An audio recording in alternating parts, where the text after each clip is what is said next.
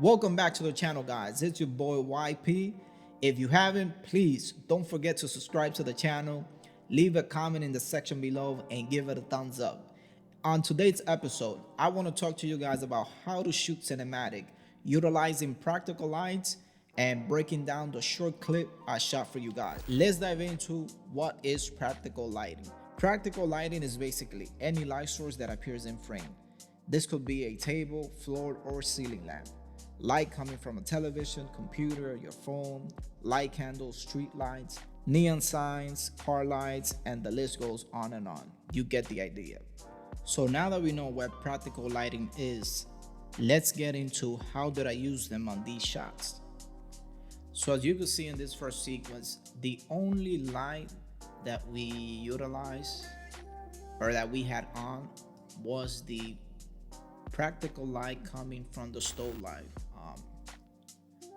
On the top, this one right here, and on this wide shot, you could see how the light, we're creating kind of like a silhouette effect here with our talent. Look how beautifully the light is creating kind of like an edge line on his face. We can see how the coffee is being poured on the mug beautifully. I really love this shot, this medium close-up. On the right side of the face, we can see how the stove light is creating this kind of like key light.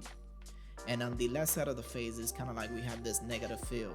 Of course, we're not doing anything on this side. But on the left side of the face, what I like is that we could see the light of the fire coming in and out as he's playing with the fire flames. The trick here to make it look cinematic that a lot of people don't know is not lighting the whole face. If you look into a lot of movies, you'll see that they have different ratios, lighting ratio, and what that means is that one side of the face, if you could focus here on the right side, it's pretty lit evenly, but on the other side of the face, it's more shadowy, and that creates that dynamic and give more character to the cinematography in general. Once you understand the sensor sensitivity of your camera, if you can notice, I'm shooting slow motion on this shot. A lot of people think that because it's dark, you cannot shoot slow motion because then you're gonna get a lot of noise and whatnot. But as long as you're not forcing your camera to see light where there's no light, then you should be fine. So what I like about this scene is how can you mix practical lights with one light source. So on this particular scenario, I have one light source coming from the left side of his face. You can see it right here, and then we got that practical lights from the apartment. This is actually ceiling lights from the apartment, and this is a way that you can give more dynamic to a scenario. So again, on the left side of his face, you see how he's pretty much lit rather than his right side of the face, which it looks underexposed. And this is one of the things that you want to keep in mind when trying to create cinematic images, how you light your characters, how you light your talent. One of the things that you're going to see on a lot of feature films, short films, music videos, documentaries, high-end budget stuff is playing around with different color temperature lights.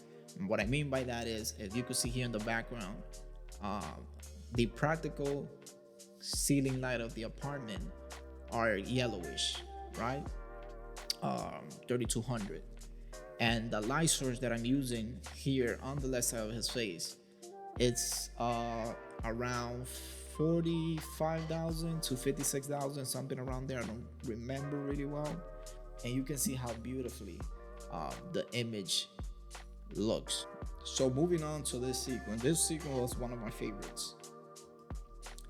So as you can see here in this sequence, we are only using this table lamp right here to light this entire scenario, right? Of course, here we have like a really tiny light, but it's not really doing much. I mean, it adds more character to the scene, of course, don't get me wrong, but this is our main light source right here.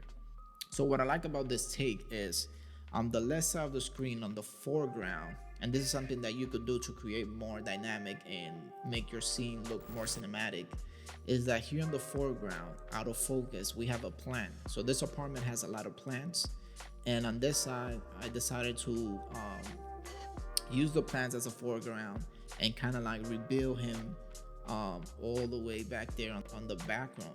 So the light is coming from that left side of his face.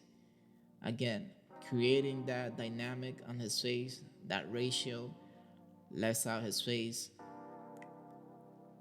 looks pretty lit as opposed to the other side of his face in which it looks underexposed.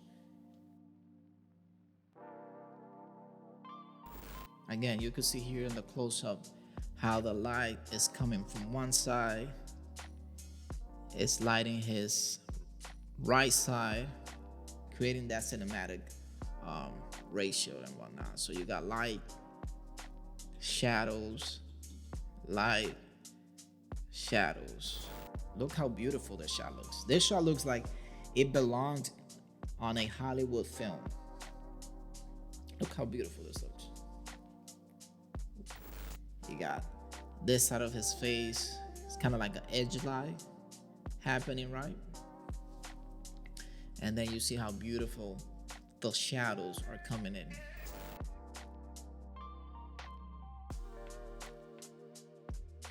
So there you have it, guys. This is pretty much it for today. I hope you guys enjoy it.